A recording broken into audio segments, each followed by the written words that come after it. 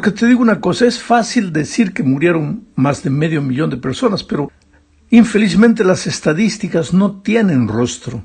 Por cada persona que fallece hay familias tristes, desconsoladas, personas que a veces perdieron todo, perdieron al jefe de familia y no saben ahora qué hacer. Pero infelizmente esta vida y las adversidades que encontramos en el día a día parece que nos enseñan a ver a las personas como simples números. Y frecuentemente nuestro corazón se acostumbra con la tragedia y dejamos de ver a las personas como en realidad son, personas que sufren, lloran, se entristecen.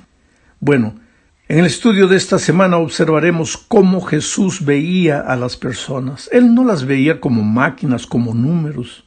Él las veía como gente. Y quiera Dios que nosotros también aprendamos a verlas de ese modo al terminar y asimilar la lección de esta semana a nuestra propia experiencia.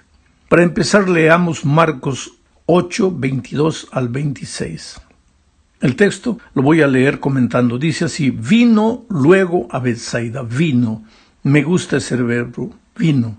Jesús siempre está viniendo al corazón del ser humano y tocando la puerta. Un día Jesús dejó todo allá en el reino de los cielos y vino a esta tierra de miseria, de dolor, de pecado, trayéndonos la salvación. Y Él sigue viniendo.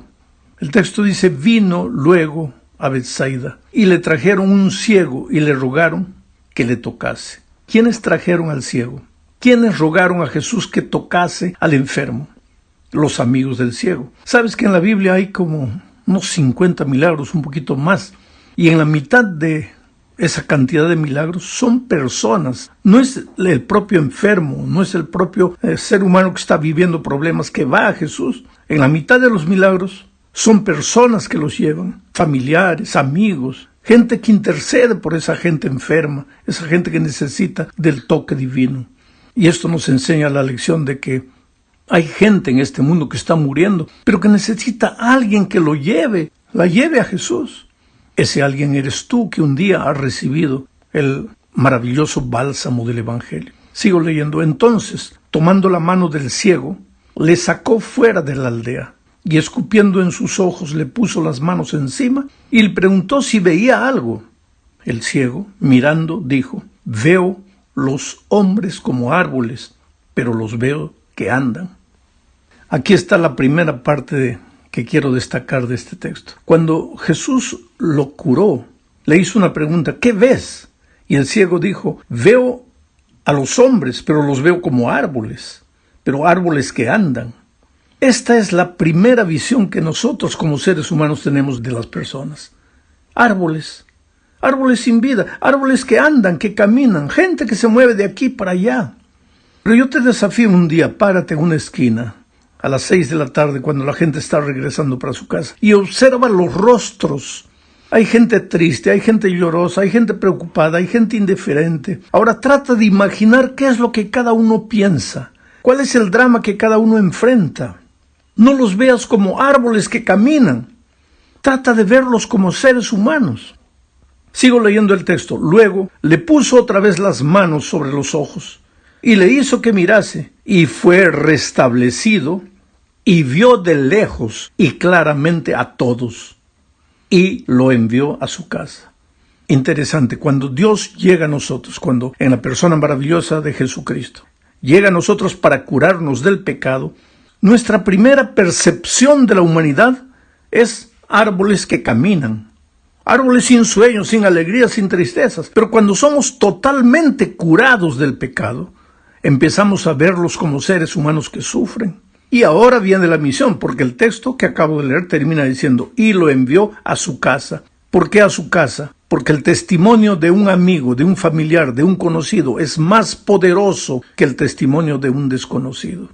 Claro, si tienes la oportunidad de predicar el Evangelio a desconocidos en la calle, tocar puertas, hazlo. No hay ningún problema en eso. Pero si quieres tener éxito, si no quieres que las personas te rechacen, te echen la puerta en la cara, busca a la gente que te conoce. Hazte amigo de las personas. Habla, testifica del amor de Cristo a tus vecinos, a tus compañeros de trabajo, de estudio, a tus familiares. Bueno, vamos a la segunda parte de este estudio. Aquí veremos la experiencia de la mujer samaritana. Para entender mejor lo que sucedió en este incidente, es necesario explicar que los samaritanos y los judíos no se podían ver. El problema no era tanto con los samaritanos. Para los judíos, los samaritanos históricamente era gente que no merecía la salvación. No sé si te acuerdas que un día los discípulos de Jesús le dijeron: ¿quieres que hagamos llover fuego del cielo para consumir a esta gente? Se refería a los samaritanos. En otra ocasión, los discípulos sacudieron el polvo de sus sandalias para no pisar más la tierra de los samaritanos.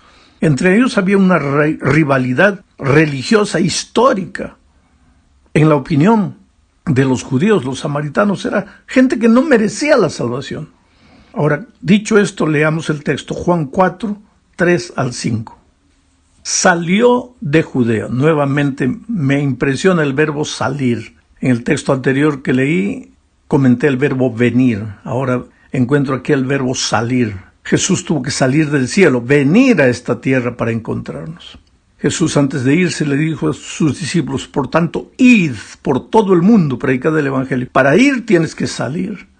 Y Jesús no predicó solo con la palabra, sino con su ejemplo. Él salió. Entonces el texto dice: salió de Judea y se fue otra vez a Galilea.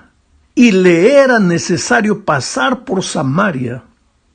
Esto es interesante y te voy a explicar. Judea estaba localizada en el sur. Galilea estaba localizada en el norte. Para ir de Judea a Galilea había que pasar por Perea, que mayormente era desierto. En línea recta eran más o menos unas 20 kilómetros aproximadamente. Pero cuando los judíos se dirigían de Judea a Galilea, en lugar de ir en línea recta, ellos se iban hacia la derecha, subían por el desierto de Perea, por el desierto, y cuando calculaban que ya habían pasado Samaria, ahí volvían para la izquierda. ¿Por qué? Porque no querían pisar la maldita, entre comillas, tierra de los samaritanos. Ese era el preconcepto que tenían. Entonces un día Jesús decidió ir de Judea para Galilea. Y los discípulos se extrañaron. ¿Por qué no hace lo que todo judío hace? ¿Por qué no se desvía por el desierto de Perea? Pero ahora el texto dice: salió de Judea y se fue otra vez a Galilea y le era necesario. En la palabra original griega le era compulsivo, tenía que hacerlo, no podía dejar de hacerlo. Era como una obligación moral, espiritual, tenía que ir. ¿Por qué? Porque tenía que pasar por Samaria. Tenía que pasar por Samaria. ¿Y por qué? Porque en Samaria había una mujer despreciada. Ahora, si los samaritanos ya eran despreciados, imagínate una mujer que era despreciada por los propios samaritanos. La consideraban una mujer vulgar, una mujer sin esperanza, una mujer que pasaba de mano en mano por muchos hombres. Quiere decir, en la opinión de los judíos, los samaritanos no tenían salvación. Y en la opinión de los samaritanos, la pobre mujer no tenía salvación. Pero el texto dice que para Jesús le era necesario ir a Samaria, porque ahí estaba esa mujer. ¿Por qué? Porque Jesús no ve a las personas como nosotros las vemos. A veces no solo vemos a las personas como árboles sin vida que caminan, no. A veces las vemos condenadas. Nosotros las condenamos a la muerte. No, para ese ya no hay salvación. No, ese ya se fue demasiado. No, ya no vale la pena más orar por ese, porque para ese ya no hay perdón. Oh, querido, bendito Dios, que nuestra salvación no depende de la opinión de los seres humanos. No depende nuestra salvación, ni siquiera de nuestra propia opinión. Porque yo siempre digo que si nosotros tuviésemos que juzgarnos, nos colgaríamos de un madero. Porque nuestra propia opinión no merecemos vivir. Porque nadie nos conoce mejor de que nosotros. Y sin embargo, Jesús jamás vio a alguien condenado. Él te encuentra en la vida como piedra bruta. Pero no te ve como piedra bruta, sino como el diamante precioso que llegarás a ser un día, transformado por su amor. ¿Cómo quisiera yo tener esa visión? De mirar a las personas en la más extrema situación, pero verlas como lo que pueden ser, transformadas por el amor de Jesús. Vamos a la tercera parte. En la tercera parte de este estudio veremos el manual divino de la testificación. Me refiero a la propia Escritura. Nosotros a veces buscamos manuales escritos por hombres de cómo testificar, cómo ganar a un amigo para Cristo, cómo llevar a un pariente para Cristo. Pero la Biblia es el mejor manual. Vamos a leer Juan 1, 35 al 42 y voy a ir comentando. Dice, el siguiente día, me gusta esa frase, el siguiente día. Siempre hay un día siguiente. Si no has hecho lo que deberías hacer hasta hoy, hay un siguiente día para que hagas las cosas como deben ser. Si no has testificado todavía, hay un siguiente día para que testifiques. Si no les has hablado del amor de Cristo a tus amigos, a tus familiares, hay un siguiente día para que lo hagas. Al siguiente día, dice, otra vez estaba Juan y 2 de sus discípulos, y mirando a Jesús que andaba por ahí, Juan dijo, he aquí el Cordero de Dios. Le oyeron hablar los discípulos y siguieron a Jesús. Esto es interesante. Juan tenía que predicarles el Evangelio a sus discípulos. Y cuando vio a Jesús, no les habló de doctrina, no les habló de teoría, simplemente les apuntó a Jesús y les dijo, he ahí el Cordero de Dios que quita los pecados del mundo. Y cuando Juan levantó al Cordero, ¿cuál fue el resultado? Y los discípulos siguieron a Jesús. Cuando tú te encuentras con una persona y levantas primero los conceptos doctrinarios, puedes creer que vas a tener poco éxito en la comunicación del Evangelio. Pero si levantas al Cordero, a Jesucristo, ¿qué es lo que Jesús dijo? Si fuera yo levantado, a muchos atraeré a mí mismo. Entonces levanta al Cordero y verás que muchos seguirán al Señor Jesús. Ahora que le están siguiendo, mira lo que dice el texto. Jesús les dijo, ¿qué buscáis? Ellos le dijeron, Rabí, que traducido es maestro, ¿dónde moras? Una vez que las personas están siguiendo a Jesús, ahora vienen las inquietudes doctrinarias en el corazón del que sigue a Jesús. ¿Dónde vives? ¿Dónde moras? ¿Qué día quieres que guardemos? ¿Dónde quieres que nos congregamos? ¿Cómo quieres que te sirvamos? ¿Cómo quieres que te adoremos? Ahora viene el lugar de la enseñanza doctrinaria. Una vez que la persona le ha entregado el corazón a Jesucristo, ahora puedes enseñarle todo lo que la palabra de Dios dice. Entonces, sigo leyendo el texto. Les dijo, venid y ved. Fueron y vieron dónde moraba y se quedaron con él aquel día. Estaría forzando yo el texto bíblico si dijese, y permanecieron con él para siempre. Aquí está el secreto de la conservación. Mucha gente dice, ¿por qué la gente viene a la iglesia, se bautiza y pues se va? Es que vino atraído por cualquier cosa, pero menos por Jesús. Porque cuando las personas se enamoran de Jesús, le entregan la vida a Jesús, siguen a Jesús, después reciben la enseñanza doctrinaria, es seguro que se van a quedar con él para siempre. Sigo leyendo el texto, porque era como la hora 10. Ahora viene la dinámica de la testificación. Andrés, hermano de Simón Pedro, era uno de los que había oído a Juan y había seguido a Jesús. Este primero halló a su hermano Simón y le dijo, hemos hallado al Mesías, que traducido es el Cristo. Uno de esos discípulos que siguió a Jesús cuando Juan levantó al Cordero de Dios fue Andrés. Ahora que Andrés se convirtió, ¿qué es lo que hizo? Buscó a alguien inmediatamente para llevarlo a Jesús. Y ese alguien no fue un extraño, fue su hermano Pedro. Pedro era su hermano y compañero de trabajo, ambos eran pescadores. Y cuando llegó a Pedro no le habló de ningún concepto doctrinario. Le dijo, hemos hallado al Mesías. Aprendió de su maestro Juan, levantó al Cordero. ¿Y qué sucedió? Lo trajo a Jesús. Y mirándole Jesús dijo, tú eres Simón, hijo de Jonás, tú serás llamado Cefas, porque quiere decir Pedro. En una frase Jesús describe su pasado, su presente y su futuro. Tú eres Simón, yo sé quién eres tú. Hijo de Jonás, yo conozco tu pasado, pero tú serás llamado Pedro, yo conozco tu futuro. ¿Quién hace eso? Jesús. ¿Y cuál es tu misión? Solo llevar al pecador a los pies de Jesús. Y Jesús se encarga de hacer lo que tú ni yo podemos hacer. En la cuarta parte hablemos de cómo lidiar con personas difíciles. Te digo una cosa, mira, no existen personas difíciles. Existen comunicadores inexperientes del Evangelio. Si quieres tener éxito en la comunicación del Evangelio, necesitas saber que los seres humanos son movidos a necesidad. Habla del amor de Cristo ahora. Jesucristo en el Sermón de la Montaña Sabía que la humanidad se mueve a necesidad y comenzó hablando. Si quieres ser feliz, bienaventurado. Él dijo, bienaventurados los que quiere decir feliz, bienaventurado, feliz. ¿Quieres ser feliz? Entonces haz esto. ¿Quieres ser feliz? Haz esto. ¿Quieres ser feliz? Haz esto. ¿Acaso Jesús estaba predicando un sermón emocional? No. Él conocía al ser humano. El ser humano se mueve a necesidad. Entonces, no llegues a una persona, especialmente si es una persona desconocida, hablándole de conceptos doctrinarios. Llega hablando de Jesucristo. Todos los seres humanos tienen el alma vacía, todos cargan el complejo de la culpa. Cuando encuentran que hay un Jesús maravilloso que los puede perdonar, que los puede llenar por dentro, esa persona va a seguir a Jesús. Te cuento una experiencia. Yo llegué al aeropuerto de Lima una vez y la persona que me iba a esperar no estaba, entonces esperé como media hora. Yo no tenía el celular de allá de Lima, no podía comunicarme con nadie. Entonces decidí agarrar un taxi e ir para el hotel.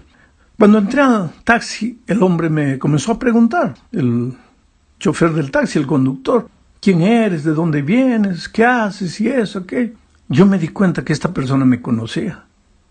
No quise decir nada, pero por las preguntas que me hacía, y comenzó a entrar al terreno de la religión, y me comenzó a decir que él no apreciaba a los evangélicos, que los evangélicos eran la peor gente que había porque se consideraban dueños de la verdad, pensaban que solo ellos tenían la razón, y etc. Y yo callado.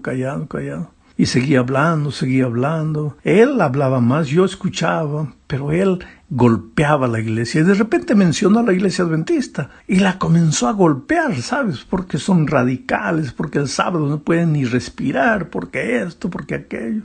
De repente me comenzó a preguntar de otras iglesias.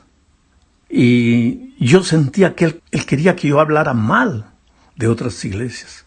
Y pues yo, por naturaleza y por lo que encuentro en la palabra de Dios, yo no trato de hablar mal de nadie. Presento la verdad como la palabra de Dios dice, pero no ataco a nadie, no golpeo a nadie, no ofendo a nadie, porque lo mínimo que yo aprendí de Jesús es a tratar a las personas con dignidad, con amor, con cariño, con paciencia. Pero esta persona me quería sacar, ¿sabe?, palabras ofensivas para otras iglesias. Y de repente yo le comencé a hablar del amor de Jesús, de la soledad del ser humano. Le dije, mira, tú como conductor de taxi debe haber momentos en que te sientes solo. A veces no tienes mucho trabajo, pero necesitas dinero. Yo creo que debes volver frustrado para la casa. Y en ese momento deberías acordarte que tienes un amigo maravilloso que Jesús conoce tu historia, conoce tu pasado. Y de repente el hombre comenzó a emocionarse. Yo le seguía hablando. Y él se emocionaba cada vez más. Y de repente me dijo, yo te conozco. Le dije, ¿quién soy? Tú eres el pastor Bullón. Tú eres el pastor de la iglesia de mi hija. Mi hija es adventista. Pero yo creo que tú eres de otra iglesia, porque mi hija solo me golpea a mí, a mi religión. Pero tú no. Tú hablas de otra manera. Tú hablas del amor de Jesús. Yo traté de provocarte para que atacases mi iglesia y tú no lo hiciste. ¿Cómo puedes ser pastor de mi hija? Ahí yo me di cuenta de una cosa. No es que esa chica, la hija de ese conductor de taxi, fuese mala. No. Era una chica sincera y con toda sinceridad conoció la verdad, conoció el mensaje, conoció la doctrina. Llegó a